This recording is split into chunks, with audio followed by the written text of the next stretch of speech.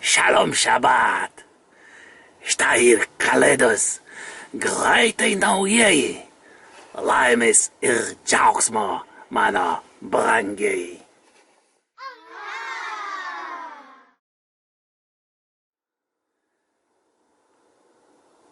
Taigi, kas yra kūčios ir kas yra kalėdos? Apie naujus metus nekalbėsim.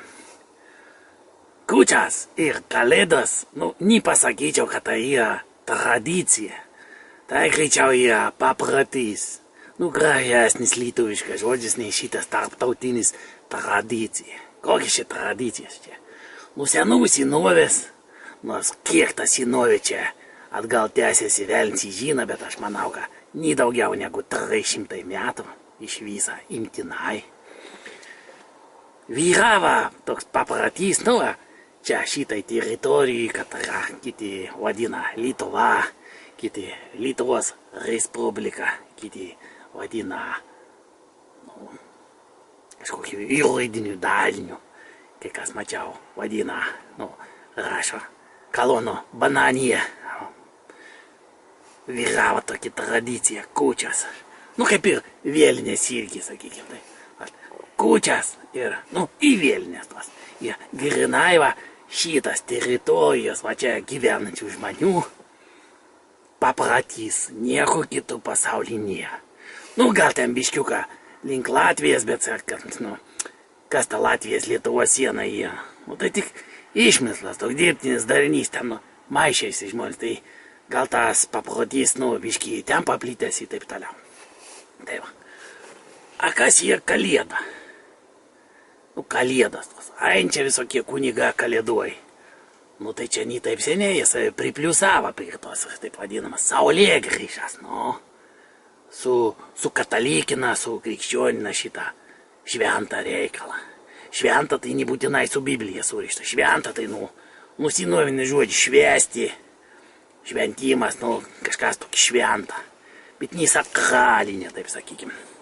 Tai tas kalėdas su kunigais, su bažnyčia, nieko bendra iš tikrųjų neturėtų turėti. Tai toks paprotys minėti saulėgrįžą, taip vadinas turbūt lietuviškai, lietuvių kalba, kuri nėra seniausia pasaulyje.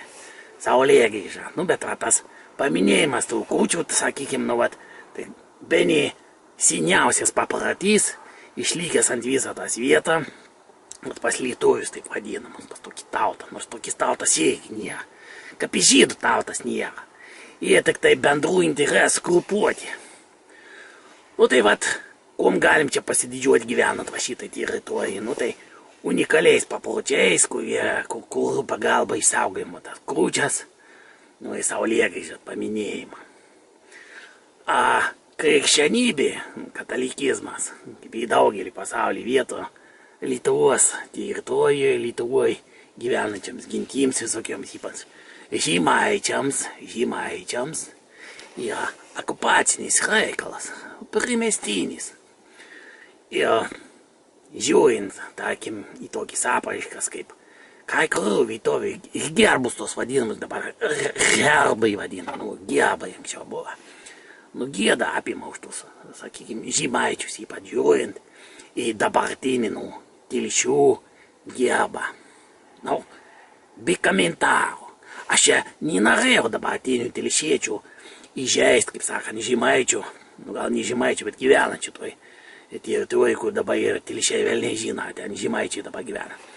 Bet protėviai, matydami tokį gerbą, grabuose vartos.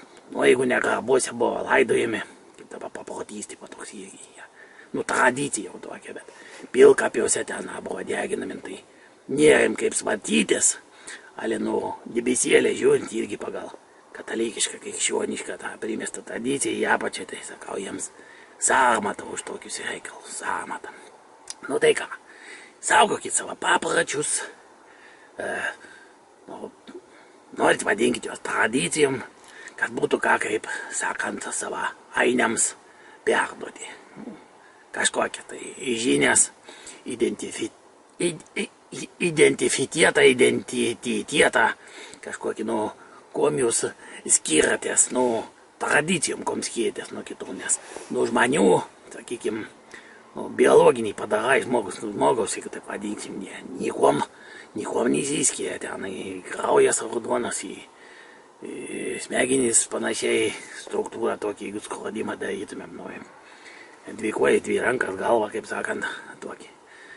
O iš tikrųjų tai skirtis viens nuo kito nereikėtų, nei tais papročiais, nei tom tradicijom, kaip sakant.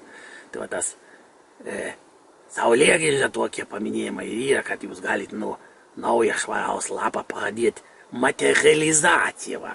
Šitas erdvės, kaip sakant, šitas matricas, kurioje galėtumėt padėti pagrindus visų tautų, nors kai sakau, tautų nėra, draugystė į santarvę, kad nebūtų jokių karų, nei sutarimų, rėtenų ten, pjautinių dėl kokių nors resursų, vietas visiems užteks, visko turi užtekti.